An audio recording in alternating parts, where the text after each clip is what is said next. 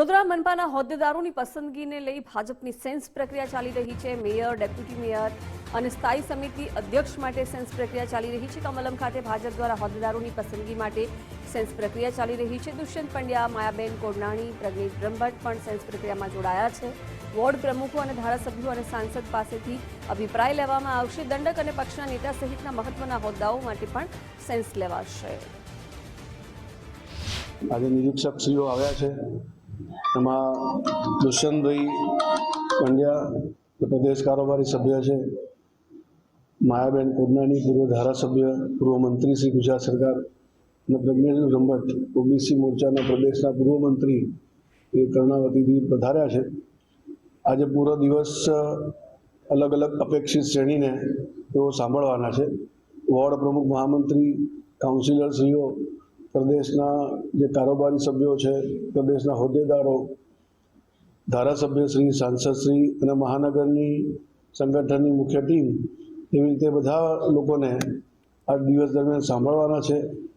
અને આ અંગે વધુ વિગતો સાથે વડોદરાથી સંવાદદાતા અલ્પેશ સુતાર જોડાઈ ગયા છે। અલ્પેશ, વડોદરા મનપા માટે સેન્સ લેવાની પ્રક્રિયા અત્યારે ચાલી રહી છે। હોદ્દેદારોની નિયુક્તિને લઈને કયા નામો ચર્ચામાં છે?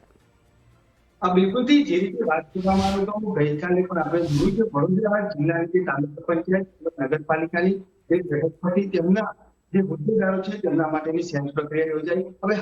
હવે વડોદરા મહાનગરપાલિકાની વાત કરીએ તો વડોદરા મહાનગરપાલિકા તે પ્રકારની પ્રક્રિયા શરૂ કરવામાં આવી છે અને તે રીતે વડોદરા મહાનગરપાલિકાના મેયર હોય, ડેપ્યુટી મેયર હોય, સ્થાયી સમિતિના ચેરમેન હોય, દંડક, શાસક પક્ષના નેતા, આ તમામ જે હોદ્દેદારો છે તેમના માટે આજે સેન્સ પ્રક્રિયા છે। સાથે સાથે વડોદરા મહાનગરપાલિકાની જે સમિતિ આવેલી છે તે સમિતિઓના સભ્યો માટેની પણ આજે સેન્સ પ્રક્રિયા છે યોજવામાં આવી છે। જે રીતે વાત કરીએ તો આ જે સેન્સ પ્રક્રિયા છે તેની હોય તેમજ બે સંગઠનના હોદ્દેદારો હોય, ધારાસભ્ય, સાંસદ, તમામ લોકો આજે જે નિરીક્ષક આવ્યા છે તે નિરીક્ષક દ્વારા સાંભળવામાં આવશે। તમામનો જે આખો અહેવાલ તૈયાર કરવામાં આવશે અને આખો અહેવાલ છે પહોંચવા મોકલવામાં આવશે। ત્યારબાદ જે તે નામો ઉપર નિર્ણય લેવામાં આવશે। પરંતુ જે રીતે વાત કરીએ તો માયાબેન કોડનાણી, દુષ્યંત પંડ્યા અને પ્રજ્ઞેશ બ્રહ્મભટ્ટ આ ત્રણ નિરીક્ષકો કેવી રીતે અલગ અલગ જગ્યાએથી આવે છે, અહીંયાના જે હોદ્દેદાર સંગઠનના સભ્યો છે તેમની વાત સાંભળશે અને અથવા જે રિપોર્ટ છે ત્યાં રજૂ કરશે।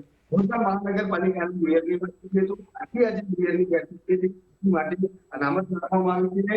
વડોદરા મહાનગરપાલિકામાંથી ત્રણ એવા ઉમેદવાર છે કે જે ચૂંટાઈ હોય, સમીર વાઘેલા હોય, કિશન પરમાર હોય, આ ત્રણ એવા નામો છે કે જેમાંથી એક વ્યક્તિને મેયર પદ મળી શકે છે। એટલે બિલકુલ આ ત્રણ એક નામમાંથી જે ધારાસભ્ય છે પોતાના જે વિસ્તારના જે ચૂંટાયેલા કાઉન્સિલર છે તેમનું નામ આગળ કરશે, તેમને મેયર બનાવવાની વાત કરશે। પરંતુ જે રીતે આખું આજે યાદી આ યાદી છે તે પાર્લામેન્ટરીમાં મોકલવામાં આવશે, ત્યારબાદ જે તે નિર્ણય લેવામાં આવશે। જિલ્લા પંચાયતમાં પણ આજે એ જ પ્રકારની પ્રક્રિયા છે તે યોજાવા થઈ રહી છે અને ત્યાં પણ આજે નિરીક્ષકો આવશે અને જિલ્લા પંચાયતના ઉપપ્રમુખ અને જે કારોબારી સમિતિના સભ્યો છે, સમિતિઓ છે એ તમામ માટે સેન્સની પ્રક્રિયા છે અને આ પ્રક્રિયાની પણ જે જિલ્લાના ધારાસભ્યો છે, તેમના સાંસદ છે, તે તમામ લોકો ઉપસ્થિત રહ્યા છે। એટલે બિલકુલથી હવે તમે જિલ્લાની વાત હોય અથવા મહાનગરપાલિકાની વાત હોય, આ તમામ જે નવા હોદ્દેદારોની તૈયારી છે અને ટૂંક સમયની અંદર આ જે વડોદરા શહેરના જે લોકો છે મળવા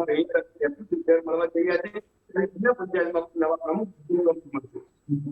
બિલકુલ અલ્પેશ, આભાર જાણકારી માટે।